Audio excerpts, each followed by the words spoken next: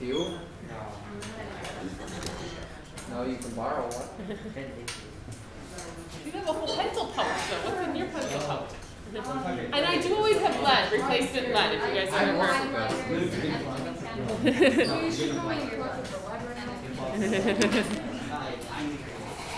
I have. Okay. That one.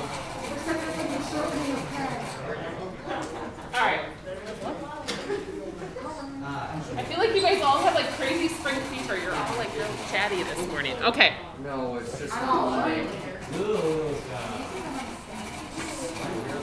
All right. So, okay guys, listen up please. So the warm-up question is asking you guys to find the equation of the line, slope-intercept form. We've done this many, many times now. Most of what we're doing today is going to require that we can do this. So I think that's the wrong size. Go right through. Just to like be aware that being comfortable with finding the slope and the y-intercept. The one on my desk is good too if that one is not. All right, so if you haven't done so already, you guys can look at the warm-up question, find the slope first.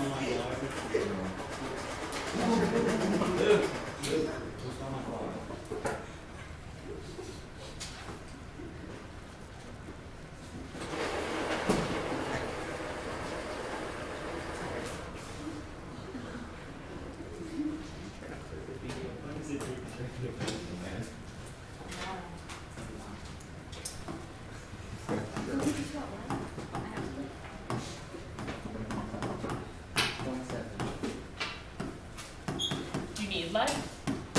No. I think I have 0.5 and 0.7 for sure. I don't 0.9. Pretty pencil, David. What do I do? Yeah. Take what you need. Oh, this one's sharp. All right, guys, so listen up, please. So you have to find that slope first. Once you find the slope, if you find the slope wrong, remember that kind of all the rest of it is an issue. So we want to make sure that we are careful with our slope, and then you want to simplify it. You like to keep it in simplest form. And then we have to find our b. So once we go through those steps of putting your points in the equation, hopefully you guys are getting good at this now.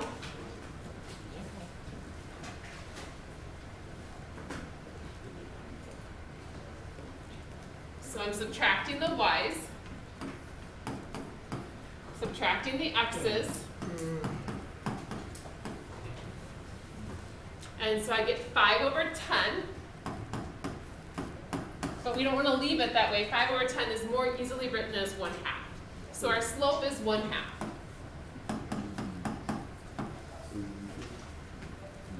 Once I know that slope, then we get to pick one of those points to use to find our b.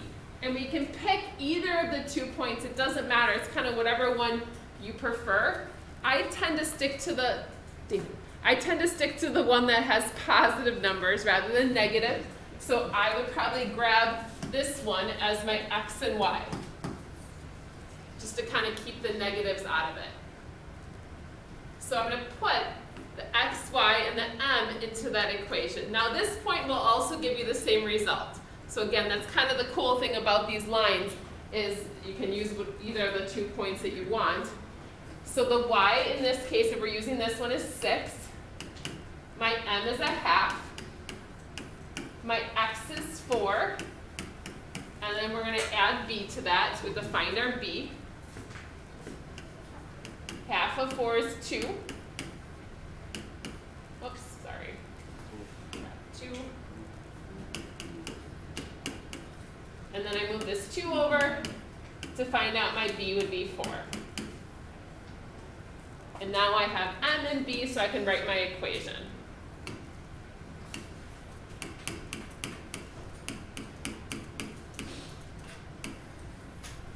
So that's the equation of the line that goes through that point.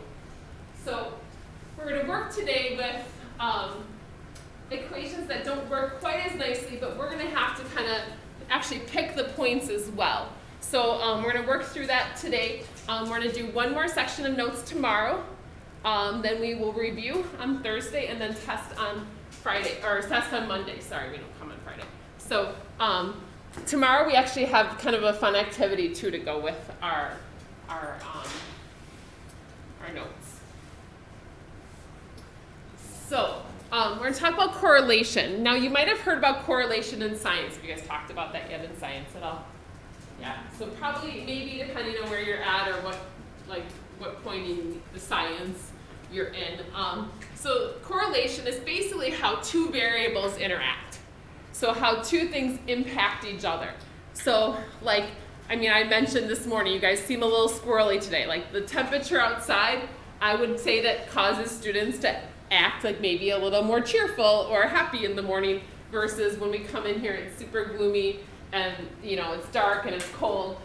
You guys are in a different mood this morning, and some of you guys said, no, that's because it's a Monday. So some of you aren't impacted by that, but others of us would admit that the sun makes us happier. So it's how two variables interact.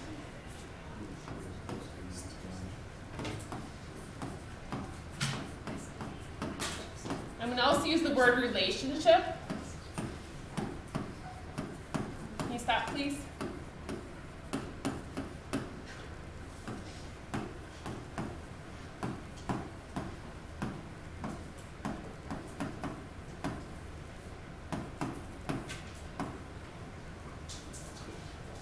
So the interaction or relationship between variables.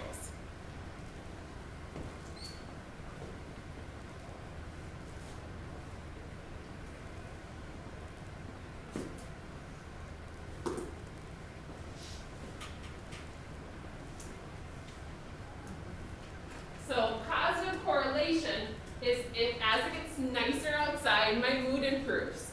Or as it's kind of crummier outside, my mood decreases. Like I'm not quite as happy if it's like really gloomy. I'm definitely like a sunshine person. I like to see the sun. So in winter, I always have my drapes open because of that, because I need to see the sun when I can. So positive correlation is as one value goes up, the other one goes up as well. So what that looks like is an upward trend on our graph here. So positive correlation. So I'm just going to kind of put some dots here. Now they might not be a perfect straight line. Maybe some days, something impacts it more.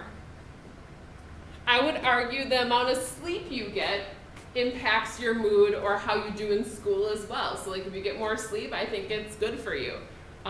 So that is a helpful thing. If I get less sleep, I'm cranky. So it's also that when one thing goes down, the other one goes down as well. They impact each other. So I'm going to kind of write a little quick example of that.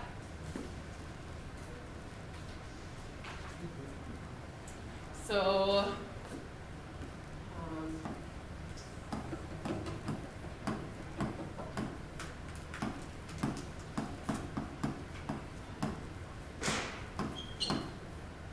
I'm going to say more sun, better mood. It's a positive correlation. I don't know how the people live in Alaska where they have darkness in winter, so many hours of the day. That would be hard for me. Less sun, worse mood, in my opinion. They live in snow forts. They live in igloos. Igloos. Yes, they all live in igloos. That's all. Yeah. All right, I'm going to go over to negative correlation, and then we'll talk about no correlation in a second. So negative correlation is as one value goes up, the other one goes down. Now again, they might not be a perfectly straight line, but they have a downward trend. They're going downhill in general.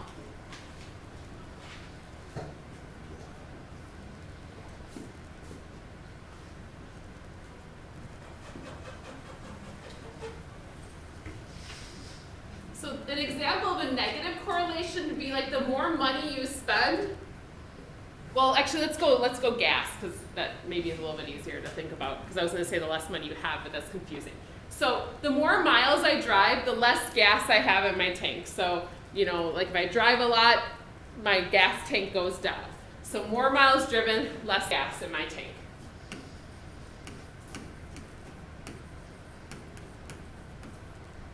It doesn't necessarily mean it's a negative thing. Sorry, my board is extra slow on me today here.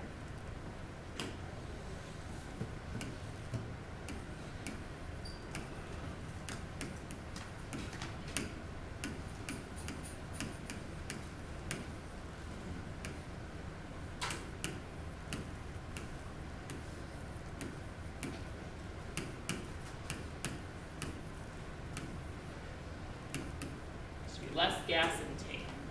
More miles driven, less gas in the tank. So it's a negative correlation. One thing causes the other to go down.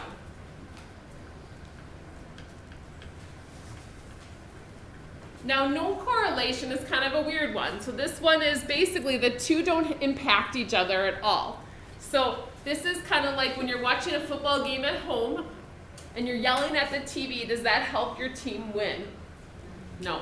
As much as you feel like it matters that you're watching the game and you're like cheering for your team, you can be loud, you can be quiet. I'm sorry, your team does not hear you when you're at home. You could probably argue the home field advantage idea, like in person, obviously, probably does impact it. But no correlation is maybe you yelled loud and they do well, and then you don't yell at all and they do poorly, and you think it has a positive correlation. But no correlation is basically the two don't impact each other.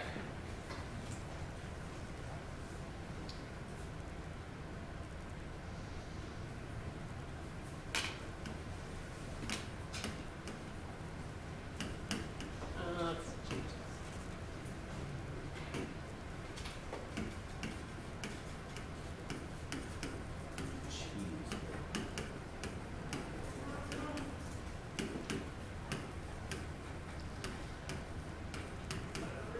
So no correlation is cheering on my team on TV.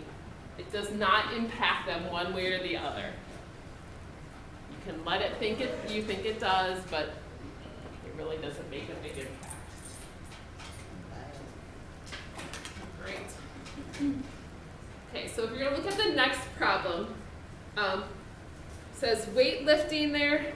So they talk about reps, and then there's weights across the bottom, or the weight across the bottom. We're going to talk about the correlation there, and then kind of describe what's happening in that situation. So even if you don't know much about weightlifting, I'm hoping you can look at that and be able to explain to me what's happening in that situation.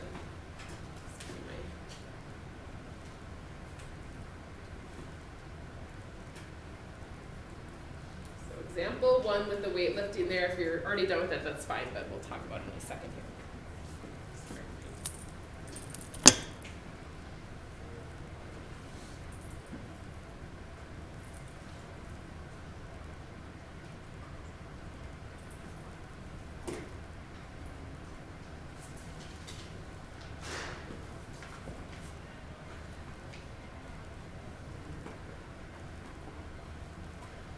Is this a positive, negative, or no correlation?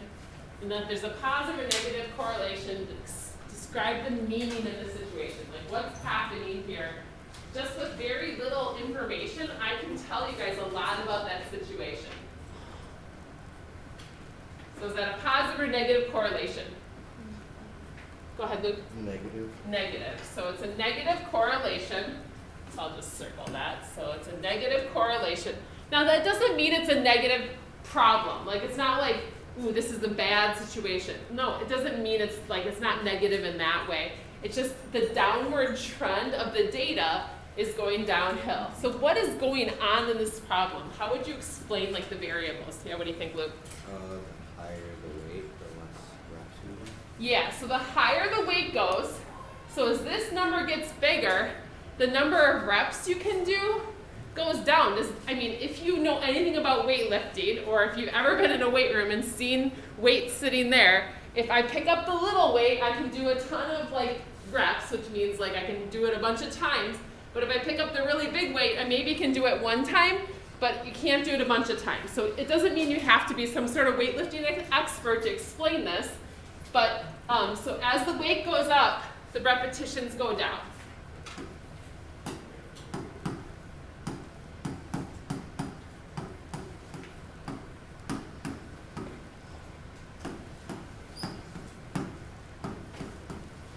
and vice versa. So if, like, you know, you're in Mr. Donahue's class, and he tells you to do 30 reps of something, and you go and grab the lightest weight, obviously that's gonna be easy, and some of you, he'd probably yell at you for that. Like, he'd probably say, no, you could have done better. And then others of you, that's probably just fine, depending on the situation.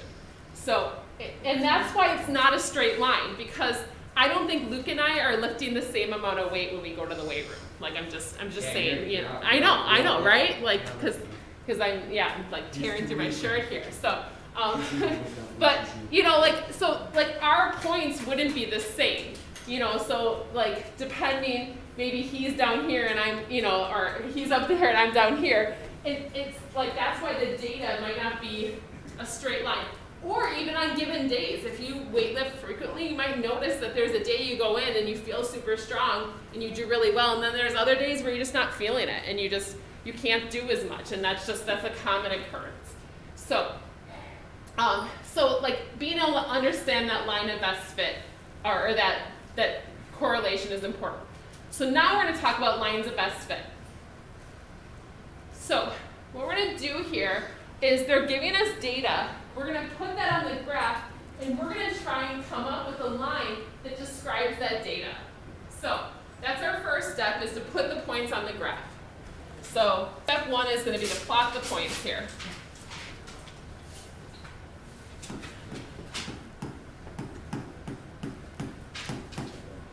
Now today for your graphs, I may be giving you guys just kind of more open graphs, like that are don't have axes on them, just because of the data might be not just like, it's not a 10 by 10 data. So just a heads up on that, if you the graphs are kind of just more generic, that's intentional. So we're going to plot these points. On this one it works okay, but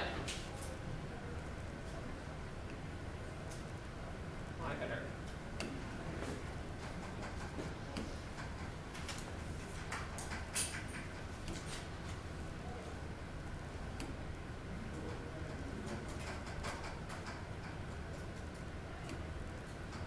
Plot your points here.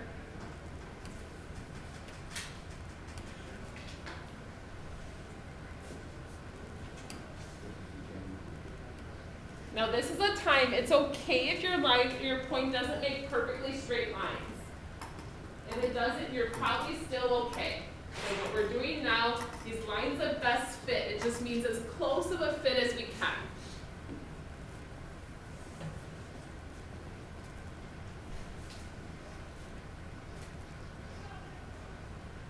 So the fact that this isn't a straight line we're not doing anything wrong, because they told us that was the data we had. Once we plot those points, we're going to try and draw a line that kind of fits that data as best we can. So, let me grab. We're going to draw a straight line.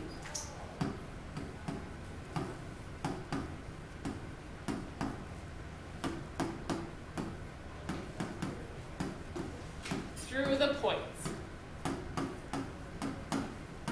Now when we draw this line, this is important.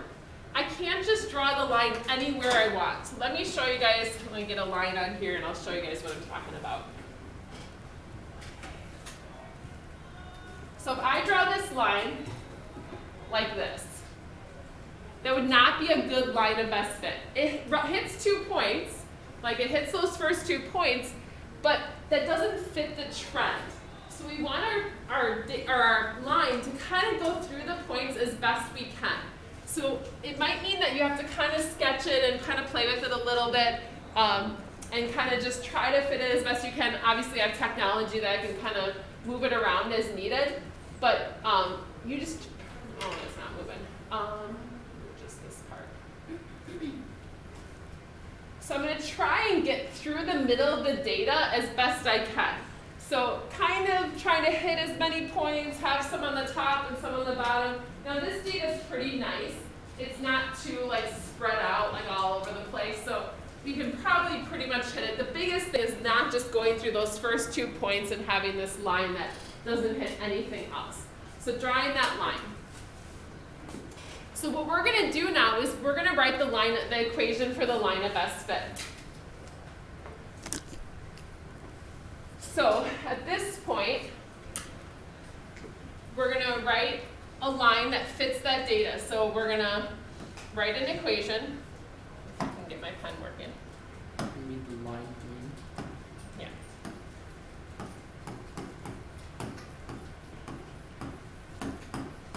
So what we're going to have to do is pick a couple points. Now this is where our answers might get different, might be different from one another. So just so you guys know, tonight's homework, your answers might not match mine, but they should be close. So we're going to pick a few points that we think are good points to use. So I try to pick points that are pretty close to hitting the line as best as I can tell. So maybe that one. So I'm going to use this point. What other one do you guys want to use? Any preference? Maybe this one. So I'm going to use those 2 points because those are really close to my line of best fit. Now, if you chose something different, it might change your slope, it might change your y-intercept, but that's okay. That doesn't mean you did anything wrong, it just means that yours is going to be slightly different. So this is going to be a time where I'm going to say your homework might not match mine perfectly. So we have to find our slope just like we have been. So again, we're subtracting the y's. So y's are here. And if you like seeing them as points instead, you can write it up here. So we're subtracting 2 minus 6.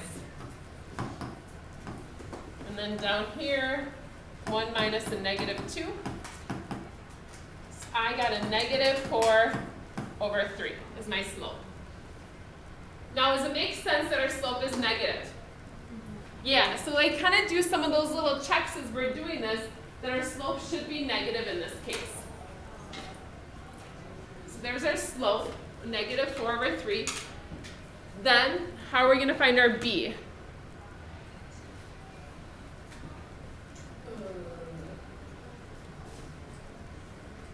We have a slope, so now we're going to choose one of these 2 points as to find our b. I'm going to use this one, just because it's nice positive numbers.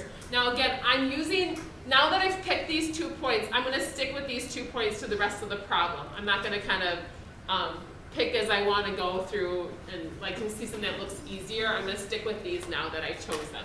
So this is my x and this is my y. I'm going to find my b.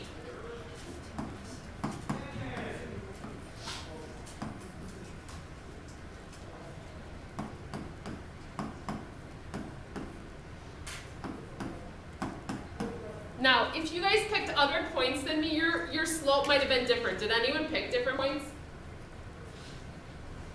I thought you did, but you didn't find your slope from them, right?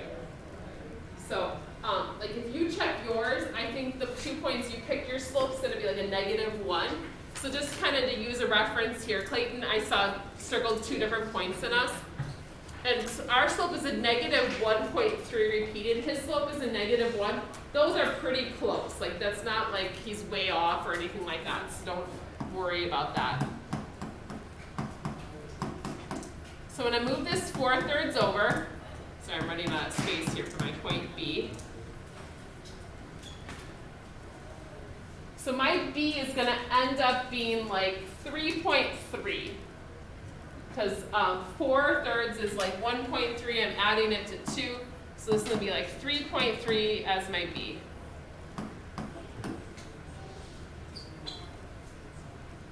So now I've found b, I have my slope, and I can write my equation. So part C is just to put this all into an equation.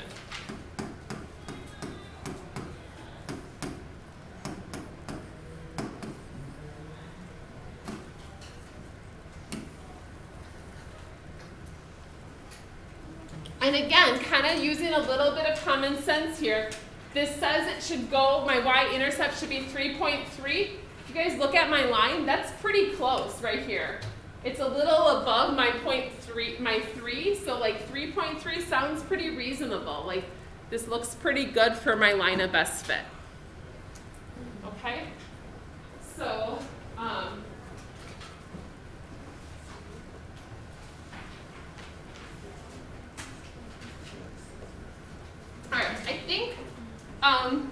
I think we will take a break. So those of you guys online, I'll just do a new video.